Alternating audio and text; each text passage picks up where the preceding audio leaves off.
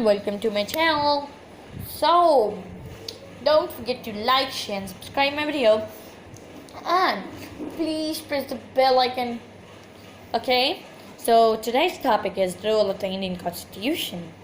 So we will talk about Mr. Constitution.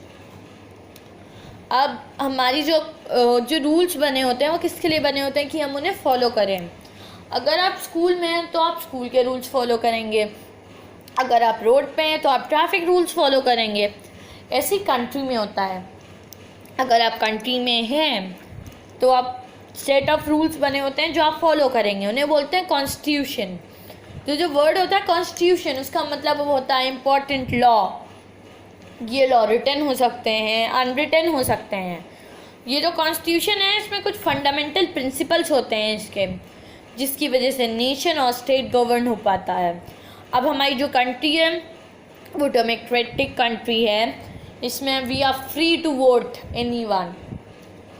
Eight the age of 18 you have the right to vote. You can choose the leader of your choice. Indian constitution is a fundamental document for governing.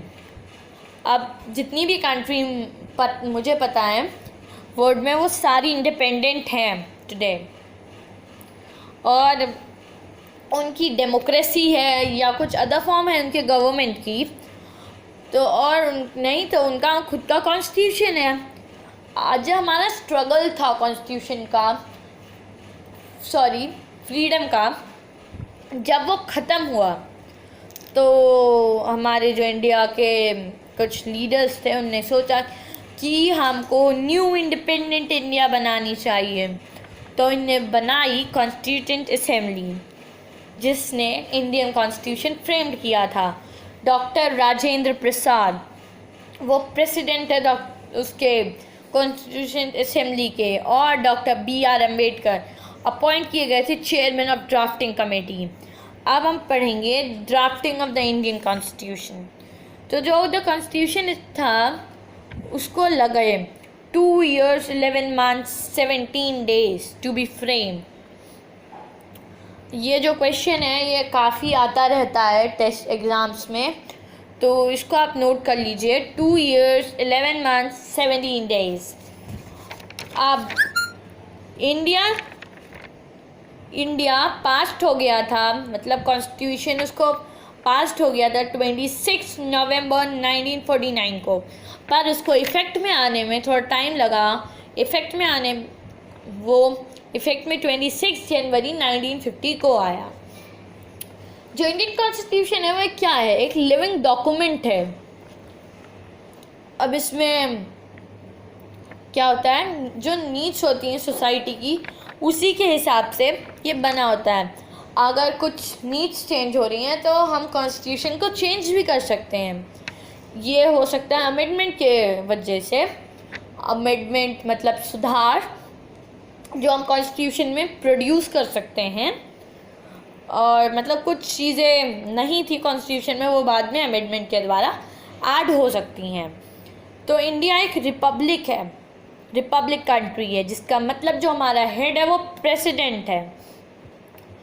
तो अब इसको भी हमारी right है, हमारे पास right है कि हम इसे इलेक्ट कर सकें. अब हम नेक्स्ट वीडियो में we will study about fundamental duties. So thank you for watching my video. Don't forget to like, share and subscribe my video. Thank you. Effect में आने में थोड़ा टाइम लगा. इफ़ेक्ट में 26 जनवरी 1950 को आया. जो इंडियन कॉन्स्टिट्यूशन है वह क्या है? एक लिविंग डॉक्यूमेंट है. अब इसमें क्या होता है, जो नीड्स होती हैं सोसाइटी की उसी के हिसाब से ये बना होता है. अगर कुछ नीड्स चेंज हो रही हैं तो हम कॉन्स्टिट्यूशन को चेंज भी कर सकते हैं. ये हो सकता है अमेंडमेंट के वजह से. अमेंडमेंट मतलब सुधार, जो हम कॉन्स्टिट्यूशन में प्रोड्यूस कर सकते हैं. और मतलब कुछ चीज़ें नहीं थी कॉन्स्टिट्यूशन में, वो बाद में अमेंडमेंट के द्वारा ऐड हो सकती हैं. तो इंडिया एक रिपब्लिक है, रिपब्लिक कंट्री है, जिसका मतलब जो हमारा हेड है वो प्रेसिडेंट है. तो अब इसको भी हमारी राइट है, हमको हमारे पास राइट है कि हम इसे इलेक्ट कर सकें। अब हम नेक्स्ट वीडियो में we will study about fundamental duties. So thank you for watching my video. Don't forget to like, share and subscribe my video. Thank you.